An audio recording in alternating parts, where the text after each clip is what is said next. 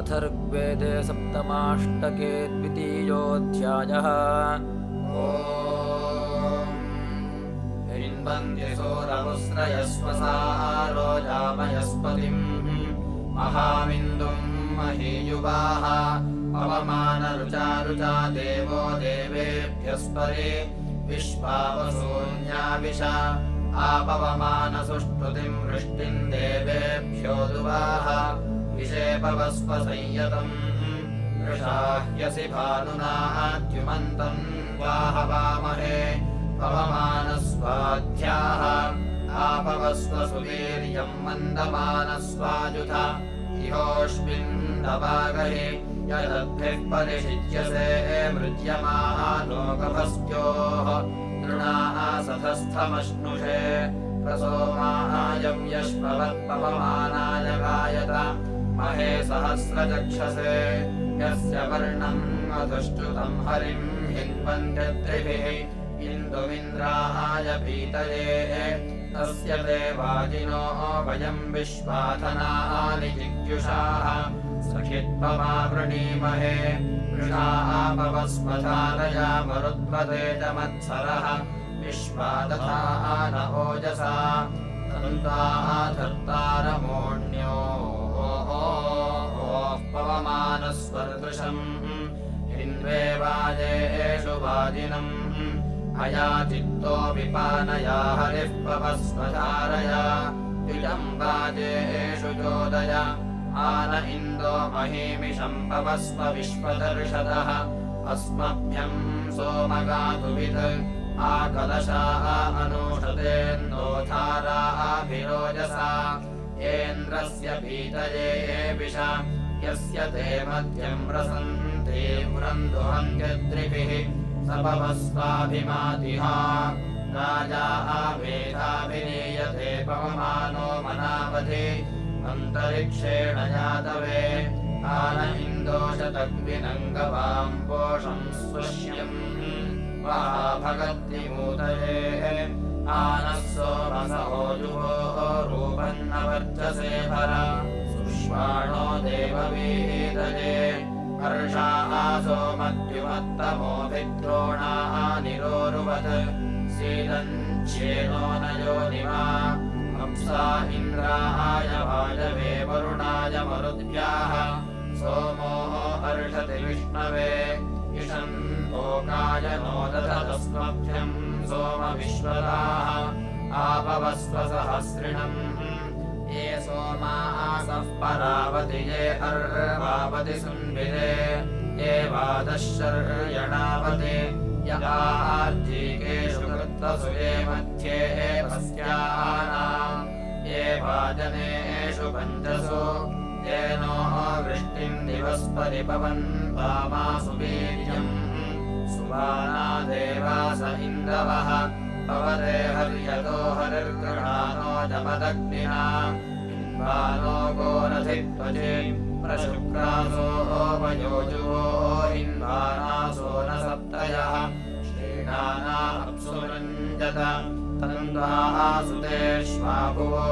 हिन्विने देवरातये सपवस्वानया रुचा आधे दक्षम् अयो भुवम् वह्निमद्यावृणीमहे पान्तमापुरुस्पृहम्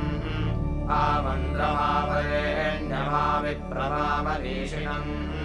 पान्तमापुरुस्पृहम् आरयिमासु चेतुनमासु क्रतो धनूष्वा पान्तमापुरुस्पृहम् पवस्व विश्वदर्शनेभिः विश्वानि काव्याः सखा सखिभ्यवेद्याः ताभ्याम् विश्वस्य राजसि ये पवमानधामनि प्रतीची सोमतस्थतोः परिधामानि यानि ते त्वम् सोमासि विश्वदाः पवमान ऋतुभिः कवे पवस्व जनयन्निशोभिविश्वानि वार्याः सखा सखिभ्य ऊतये तव शुक्रासो अर्चयो दिवस्पृष्ठे वितन्वते पवित्रम् सोमधामभिः तवे मे सप्त सिन्धवः प्रशिषम् सोमसिस्रते तुभ्यम् धावन्ति धेनवाः रसो मया हि धारया सुत इन्द्राय वत्सरः तथा नो अक्षितिश्रवाः समुद्वाधेभिरस्वरन् हिन्वते सप्तजामयाः विप्रमाया विवस्वतः मृजन्ति त्वा समग्रुवो ये जीरावधिष्वणि रेभो यदज्यसेवने पवमानस्य ते कवेवाजिन्सर्गाः असृक्षत अर्वन्तो न श्रवस्य वाः अच्छाकोशम् मधुश्च्युतमसृग्रम् वारे अव्यये अवावशन्तधीतयाः अच्छाः समुद्रमिन्दवोस्तङ्गावो न धेनवाः अग्मन्नृतस्य योनिमा प्रण इन्दो महेरण आपोः अर्षन्ति सिन्धवः यद्गोभिर्वासयिष्यसे अस्य ते सख्ये वयमियक्षन्तः स्तोतयः इन्दो सखित्तमुष्मसि आपवस्वकविष्टये महेशो मधुचक्षसे इन्द्रस्य जठरे विष महान् असिसो मज्येष्ठ उग्राणामिन्दवो ज्येष्ठः युद्ध्वा सञ्छश्वज्जिवेथ य उग्रेभ्यश्चिरोजीयाञ्छूरेभ्यश्चिच्छूरतरः होरिलाभ्यश्चिन्नम् हेयान् त्वं सोमसूर एष स्तोकस्य सातातनूनाम् वृणीमहे सख्याय वृणीमहे युज्याय अग्नहायोंसि पवसासुवोर्जमिषञ्जनः आरे बाधस्वदुच्छुनाम् अग्निर्षिः पवमानः पाञ्चजन्यः पुरोहितः तमीमहे महागयम् अग्ने पवस्वस्वपाः अस्मे वर्चस्सु वीर्यम् तथत्रयिम् मयि वोषम् पवमानो अतिश्रियोऽभ्यर्षति सुष्टुतिम् सूरो न विश्वदर्शतः समर्मृदान आयुभिः प्रयस्वान् प्रयसेहितः इन्दुरज्ञो विचक्षणः पवमानऋतम् बृहच्छुक्रम् ज्योतिरजीजनत् कृष्णातमांसि जङ्घनत् पवमानस्य जङ्घतो हरेश्चन्द्रा असृक्षत चीरा अचिरशोचिषः पवमानो रथितमः शुभ्रेभिः शुभ्रशस्तमः हरिश्चन्द्रो मरुद्गणः पवमानोऽव्यश्नवद्रष्टिभिर्वाजसातमः ततस्तोत्रे सुवीर्यम् प्रसुपान इन्दुरक्षाः पवित्रमद्यव्ययम् पुनान इन्दुरिन्द्रमा एष सोमो अधित्वचिकवाहम् क्रीडत्यद्रिभिः इन्द्रम् मदायजोहुवत् तस्य ते द्युम्नवत्पयः पवमानाभृतम् दिवः तेन नो मृळजीवसे त्वम् सोमासि धारयुर्मन्द्रभोजिष्ठो अध्वरे तवस्तमम् हयत्रयिः त्वम् सुतो नुमागनोदधन्वान्मत्सरिन्तमः इन्द्राय सूरिनन्दसा त्वम् सुश्वाणो अत्रिभिरभ्यर्षकनिक्रदत् द्युमन्तम् शुष्णमुत्तमम् इन्दुर्हिन्वानो अर्षति तिरो वाराण्यव्ययाः हरिर्वाजमतिक्रदत् इन्दोऽव्यव्यमर्षसि विश्रवांसि विसौभगा विवाजाम् सोमगोमतः आन इन्दो शतग्विनम् रयिङ्गोमन्तमश्विनम् हराः सोमसहस्रिणम् पवमानास इन्दवस्तिरः पवित्रमाशवाः इन्द्रैयामेभिराशत खगोहः सोम्यो रस इन्दुरिन्द्राय भूर्यः आयुः पवत आयवे हिन्वन्ति सूरमुस्रयः पवमानम् मधुश्च्युतम् अभिगिरासमस्वरन् अवितानो अजाश्वः पूषायामनि यामनि आभक्षत्कन्यासुनः अयम् सोमः कपत्तिने कृतन्न पवते मधु आभक्षत्कन्यासुनः अयन्त आकृणे सुतो कृतन्न पवते शुचि आभक्षत्कन्यासुनः वाचो जन्तुः कवीनाम् पवस्वसो मधारया देवेषु रत्नथा असि आकलशेषु धावतिष्येनो वर्मविगाहते अभिद्रोणाकनिकृदत् परिप्रसोमते रसो सर्जिकलशे सुतः श्येनो न तक्तो अर्षति अवस्वसोममन्दयन्निन्द्राय मधुमत्तमः असृग्रन्थे भवेतये वाजयन्तो रथा इव ते सुदासो मदिन्तमाः शुक्रा वायुमसृक्षत ग्रावणातुन्नो अभिष्टुतः पवित्रम् सोमगच्छसि तथस्तोत्रे सुवीर्यम् एष तुन्नो अभिष्टुतः पवित्रमधिगाहते रक्षोहावारमव्ययम् यदन्ति यच्चदूरके भयम् विन्दति मामिह पवमानविदज्जहि पवमानस्सो अद्य नः पवित्रेण विचर्षणिः यः पोता स पुनातुनः यत्ते पवित्रमर्चिष्यग्ने विततमन्तरा ब्रह्मतेन पुनीहिनः यत्ते पवित्रमर्चिवदग्ने तेन पुनीहिनः ब्रह्मसवैः पुनीहिनः उभाभ्याम् देव सवितः पवित्रेण सवेन च माम् पुनीहि विश्वताः त्रिभिष्पम् देव सवितर्वर्षिष्ठैः सोमधामभिः अग्ने दक्षैः पुनीहिनः पुनन्तु माम् देव जनाः पुनन्तु वसवोधिया विश्वे देवाः पुनीतमा जातवेदः पुनीहि माः प्रव्यायस्वप्रस्यन्दस्व सोम विश्वेभिरंशुभिः देवेभ्य उत्तमम् हविः उपप्रियम् परिप्लतयुवानमाहुते वृथम् अगन्मबिभ्रतो नमाः अलाय्यस्य परशुर्ननाशतमापवस्वदेव सोम आकुञ्चिदेवदेव सोम यः पावमानीरध्येत्यभिः संहृतम् रसम् सर्वम् सपूतमश्नाति स्वदितम् मातरिश्वरा पावमानीर्यो अध्येत्यऋषिभिः संहृतम् रसम् तस्मै सरस्वती दुहे क्षीरम् सर्पिर्मधोदकम् पावमाने स्वस्त्यजने सुदुःखा हि घृतश्च्युताः ऋषिभिः संहृतो रसो ब्राह्मणेष्वृतम् हितमम् पावमानेर्दिशन्तु न हिमल्लोकमथोः अमुम् कामान् समर्थयन्तु नो देवीर्देवैः समाहिताः येन देवाः पवित्रेणात्मानम् पुनते सदा तेन सहस्रधारेण पावमान्यः पुनन्तु माम् राजापत्यम् पवित्रम् शतोद्यामम् हिरण्मयम् तेन ब्रह्मविदो वयम् भूतम् ब्रह्म पुनीमहे इन्द्रः सुनीति सह मा पुनातु सोमस्वस्त्या वरुणः समीच्या यमो राजा प्रवृणाभिः पुनातु मा जातवेदावोर्जयन्त्या पुनातु ऋषयस्तु तपस्ते पुः सर्वे स्वर्गजिगीषवः तपसस्तपसो क्रियन्तु पावमानेर्जो ब्रवीत् यन्मे गर्भे वसतः पापमुग्रैलज्जायमानस्य च किञ्चिदन्यत् जातस्य च यच्चापि च वर्धतो मे तत्पावमानेभिरहम् पुनामि मातापित्रोर्यन्न कृतम् वचो मे यत्स्थावरम् जङ्गममा बभूव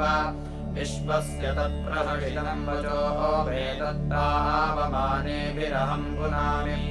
गोघ्नात्तस्करत्वात् स्त्रीवधात्यच्च किल्बिषम् पापकम् च तरणेभ्यस्तत्पावमानेभिरहम् पुनामि ब्रह्मवधात् सुरापानात् स्वर्णस्तेयात् कृशदिगमनमैथुनसङ्गमात् पुरोर्ताराधिगमनाच्च तत्पावमानेभिरहम् पुनामि बालघ्नान्मातृपितृवधात् भूमितस्करात् सर्ववर्णगमनमैथुनसङ्गमात् पापेभ्यश्च प्रतिग्रहात् सद्यः प्रहरति सर्वदुष्कृतम् तत्पावमानेभिरहम् पुनामि क्रयविक्रयात् योनिदोषात् भक्षात् भोज्यात् प्रतिग्रहात् असम्भोजनाच्चाभिदृशम् सन्तत्पावमानेभिरहम् पुनामि दुर्यष्टम् दुरधीनम् पापञ्चाज्ञानतो कृतम् अयाजिताश्चासंयाज्यास्तत्पावमानेभिरहं पुनामि अमन्त्रमन्नैः यत्किञ्चिद्धूयते च हुताशने संवत्सरकृतं पापं तत्पावमानेभिरहं पुनामि मृतस्य योनयो मृतस्य धाम विश्वा देवेभ्यः पुण्यगन्धाः तान आपः प्रवहन्तु पापं शुद्धा गच्छामि सुकृतामुलोकं तत्पावमानेभिरहं पुनामि पावमाने स्वस्य जनेर्याभिर्गच्छति नान्दनम् पुण्यांश्च भक्षान् भक्षयत्यमृतत्वं च गच्छति पावमानेः पितॄन् देवान् ध्यायेद्यश्च सरस्वतीं पितॄंस्तस्योपवर्तेत क्षीरं सर्पिर्मधोदकम् पावमानं परं ब्रह्म शुक्रं ज्योतिः सनातनम् ऋषेंस्तस्योपतिष्ठेत क्षीरं सर्पिर्मधोदकम् पावमानं परं ब्रह्म ये पठन्ति मनीषिणः सप्तजन्म भवेद्विप्रोधनाढ्यो वेदपारगः दशोत्तराणि ऋतांश्चैव पावमानि शतानि षट् एतद्युक्तं जपेन्मन्त्रं को न मृत्युभयं हरेत् एतत्पुण्यं पापहरं को न मृत्युभयापहम् पठतां शृण्वतांश्चैव ददाति परमां गतिम्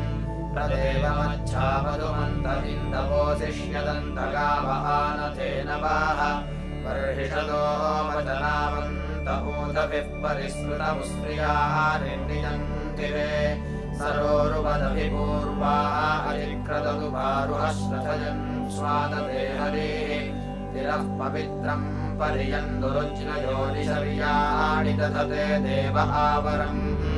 पियो ममेयं याः संयते मदः साकं वृथा पयसा बिन्वदक्षिता महे अपारे रजसे पिबे विरदभिव्रजन्नक्षितं वाज आददे समातराः विचरन् वाजयन्नभः प्रमेधिरस्वधयाः पिन्वते पदम्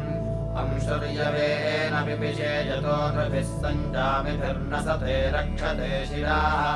सन्दक्ष्येण मनसा जायते कविर्गतस्य गर्भो निहितो यमापरः यूनाः हसन्ताः प्रथमं विजज्जतुर्गुहाः हितञ्जलिमने ममुद्यतम् मन्द्रस्य रूपं विविदुर्मनीषिणः श्येनो यदन्तो अपरत्परावताः तम् अर्चयन्त सुहृदम् नदेष्वां कुशन्तमंशुं पर्यन्तमृग्भियम् त्वां व्रजन्ति दशयोषणः सुतं सोमर्षिभिर्मतिभिर्धेतिभिर्हितम् अव्यो वारेभिरुददेवहोतिभिर्नृभिर्यतो वाजमादर्षि सादये परित्रयन्तं वह्यं सुशंसदं सोमं मनीषा अभ्यनूषतस्तुभाः यो धारया मधुमान् कूर्मिणा दिव इयर्तिवाचं व्रजिषाणमर्त्यः अयं दिव इयर्ति विश्ववारजः सोमः पुराणः कलशेषु सीदति अद्भिर्गोभिर्मृज्यते अद्रिभिः सुतः पुराण इन्दुर्वरिवो विरत्प्रियम् एवानः सोमपरिषिज्यमानो वयो दधच्चित्रतमं भवस्व द्वेषेद्या वा पृथिवी हुवेम देवाः धत्तरयिमस्मे सुवीरम् इषुर्नधन्वन् प्रतिधीयते मतिर्वत्सो न मातुरुपसर्यूधनि पुरुधारेव दुहे अग्र आयत्यस्यौ व्रतेष्वपि सोमहिष्यते उपो मदिः पृज्यते सिज्यते मधुमन्द्राजनीयोदते अन्तरासनि पवमानः सन्तनिः प्रघ्नतामिव मधुमान् रप्सः परिवारमर्षति अव्ये वधूयुः पवते परित्वतिश्रध्नीते नप्तिरतितेर्दयते हरिरक्राण्यजतः संयतो मदो नृम्नाशिशालो महिषो न शोभते उक्षामि मादिप्रतियन्ति धेनवो देवस्य देवीरुपयन्ति निष्कृतम् अत्यक्रमेदर्जुनं वारमव्ययमत्कन्नरिक्तं परिसोमो अव्यता अमृक्तेन ऋषता वाससा हरिणमर्त्यो निर्निजानः परिव्यत दिवस्पृष्टं वर्हणा निर्निजे कृतोपस्तरणं चम्बोर्नभस्मयम् सूर्यस्येव रश्मयोऽत्रापयित्नवो वत्सरासः प्रसुपः साकमीरते तन्तुम् तदम् परिसर्गाः स आशवो नेन्द्रादृते भवते धाम किञ्चन सिन्धोरिव प्रवणे निम्न आशवो वृषच्युतामदासो गातुमाशत शन्नो निवेशे द्विपदे चतुष्पदे स्मे वाजाः सोमतिष्ठन्तु पृष्टयाः आनः पवस्वसुमद्धिरण्यवदश्वावद्गो मध्यवमत्सुवीर्यम् योऽयम् हि सोमपितरो ममस्थनदिवो मूर्धानः प्रस्थिता वयस्कृताः एते सोमाः पवमाना स इन्द्रम् रथाः इव प्रययुः सातिमच्च सुताः पवित्रमदियम् यव्यम् हरित्रे भौरिम् हरितो वृष्टिमच्छ इन्द्राय बृहते पवस्वसुमृळीको अनवद्यो रिषादाः भराः चन्द्राणि गृणते वसूनि देवैर्द्याः वा पृथिवी प्रावतन्नः त्रिरस्मै सप्तधेनवो दुदुह्रे सत्यामाशिरम् पूर्व्येभ्यो मनि चत्वार्यन्या भुवनानि निर्णिते चारूणि चक्रे यदृतैरवर्धत स वीक्षमाणो अमृतस्य दारुण उभेद्या वा काव्येनाविशश्रथे तेजिष्ठा अपो ब्रह्मणा परिव्यतयति देवस्य श्रवसासदो विदुः ते अस्य सन्तु केतवो मृत्यवोदाभ्यासो जनुषे उभे अनो येभिर्नम्ना च देव्याः च पुनत आदिद्राजानम् मननाः अगृह्णत समृज्यमानो दशभिः सुकर्मभिः प्रमध्यमासु मातृषु प्रवेशजाः कृतानि पानो अमृतस्य दारुण उभे नृजक्षा अनुपश्यते विशौः समर्मृजान इन्द्रिया यथाय स ओभे अन्तारोदसे हर्षते हितः वृषाशुष्मेण बाधते विदुर्मतीरादे दिशानः शर्यहे पशुरुधाः समातरा न ददृशान उश्रियो नानददेति मरुतामिव स्मरः दानन्दतम् प्रथमम् यत्स्वर्णरम् प्रशस्तजेकमवृणीत सुक्रतुः रुवति भीमो वृषभस्तविष्यजा शृङ्गे शिशानो हरिणे विचक्षणः आयोनिम् सोमः सुकृतम् निषेदति गव्ययेत्तग्भवति निर्निगव्यये शुचिः पुनानस्तन्वमरेपसमं ये हरिण्यथाविष्टसानवि जुष्टो मित्राय वरुणाय वायवे त्रिधातु मधुक्रियते सुकर्मभिः पवस्व सोमदेववीतये वृषेन्द्रस्य हार्दि सोमधानमाविश पुराणो बाधाद्दुरितानि पारय क्षेत्रविद्धि दिशाः विपृच्छते हितो न सप्तिरभिवाजमर्षेन्द्रस्येन्दो जठरमापवस्व तावान सिन्धुमतिपर्षि विद्वाञ्चोरो न यध्यन्नवनो निजस्वाः आदक्षिणा सृज्यते शुष्म्याः आसदम् वेदि द्रुहो रक्षसः पालिजागृभिः परिरोपशङ्कृणुते नभस्पय उपस्थिरेतम्बोर्ब्रह्म निर्णिजेः प्रकृष्टेव शूषयेतिरोरुपदसूर्या अम्बर्णम् निर्णीते अस्य तम् जहादिवव्रिम् विदुरेति निष्कृतमुपप्लुतम् कृणुते निर्णिचन्दनाः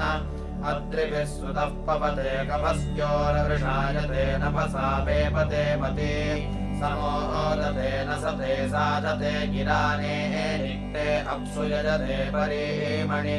परिद्युक्षम् सहसः पर्वतावृथम् मद्धः सिञ्चन्ति हर्यस्य सक्षणिम्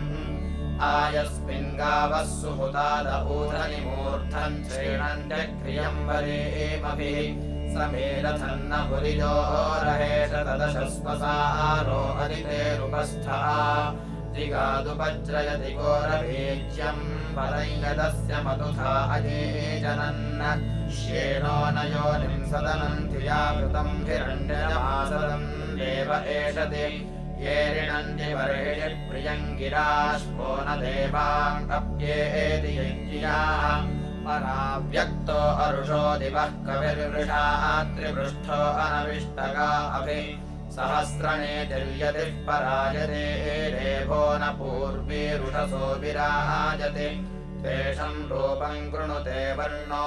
अस्य स यत्राशयत्समृता सेधति स्त्रिधः अप्सायादिस्वधयादैव्यञ्जनम् संसुष्टुतेन स ते सङ्गो अग्रया मुक्षेव यूथा पर्यन्नराभिरधिद्विषेरधितसूर्यस्य दिव्यः सुपर्णोपदक्षदक्षाम् सोमः परिक्रतुना पश्यतेजाः हरिम् मृजन्त्यरुषो न युज्यते सन्धेनुभिः कलशे सोमो अज्यते उद्वाच मेरयति हिन्वते मते पुरुष्टुतस्य कतिचित्परिप्रियाः साकम् वदन्ति बहवो मनीषिण इन्द्रस्य सोमम् जठरे यदा आदुः यदि मृजन्ति सुखवस्तयो नरः सनीडाभिर्दशभिः काम्यम् मधो अरममाणो हत्येतिगा अभिसूर्यस्य प्रियन्तु ऋतुस्थिरोरवम् अन्वस्तैजोषमभरद्विनम् गृहः सन्दयेभिः स्वसृभिः क्षेतिजामिभिः मृधोतो अत्रिषुतो बर्हिषि प्रियः पतिर्गवाम् प्रतिभ इन्दुरवृत्तियाः पुरन्धिवान् मनुषो यज्ञसाधनः श्रुतिर्थिया पवते सोम इन्द्रते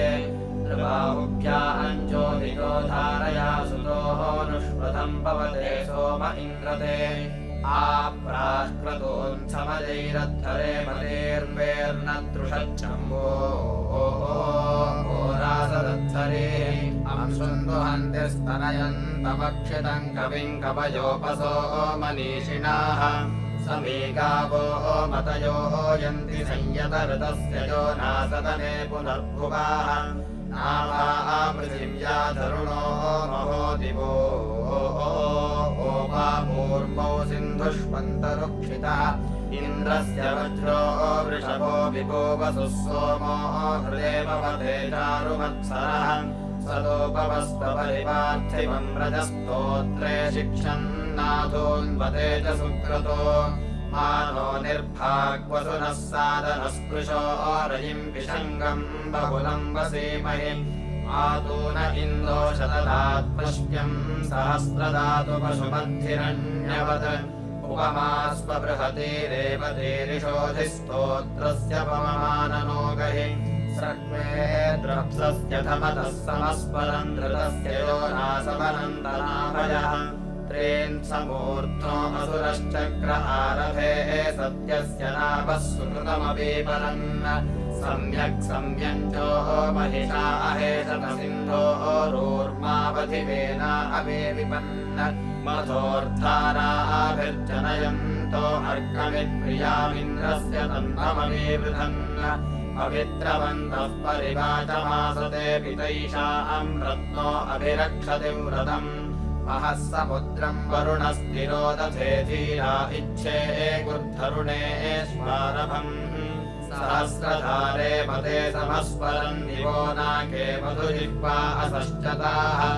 अस्य स्पशो न निमिषन्ति पूर्णयः पदे पदे पाशिनः सन्ति सेतवः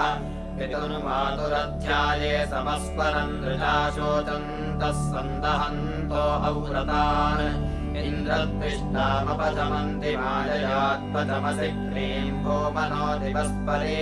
प्रत्नान्मानादध्याये समस्वरन् श्लोकयन्त्रासोरभसस्य मन्तवः अपानक्षासो बधिरा अहासतऋतस्य बन्धान्न तरन्ति दुष्कृताः सहस्रधारे वितते पवित्र आवाचम् पुनन्ति कवयो मनीषिणाः रुद्रास एषामि शिरासो अद्रुहस्पशस्पञ्चः सुदृशो ऋतक्षसः ऋतस्य गोपानदभाय सुक्रतुस्त्रेष पवित्रा हृद्या अन्तरादधे विद्वान् स विश्वा भुवनाभिपश्यत्यवाजुष्टान् विद्यति भर्ते औरतान् ऋतस्य तन्तुर्विदतः पवित्र आजिह्वाया अग्रे वरुणस्य मायया धीराश्चित्तत्सविलक्षन्त आशतात्राः कर्तमवपदाद्य प्रभुः शिशुर्न जातो वचक्रतत्वरे स्वा अर्यद्वाच्यरुषस्विषासति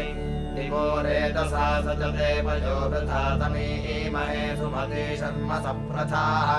दिवो यस्कम्भो तरुणस्वाहा तत आपूर्णो अंशुः पर्येति विश्वताः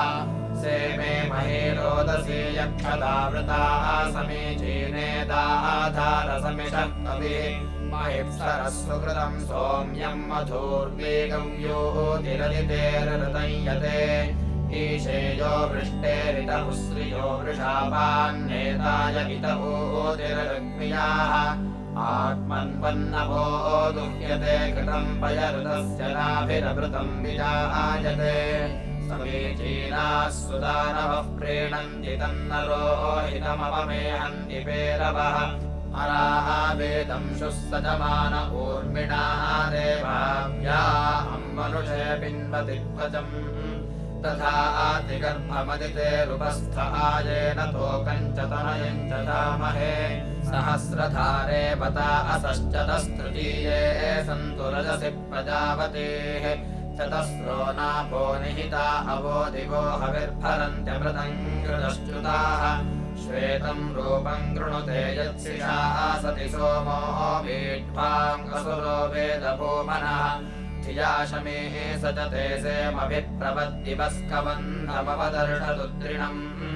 अधश्वेतम् गलशङ्गोभिरक्तम् कार्ष्मन्नावाज्यक्रमेत्स सवान्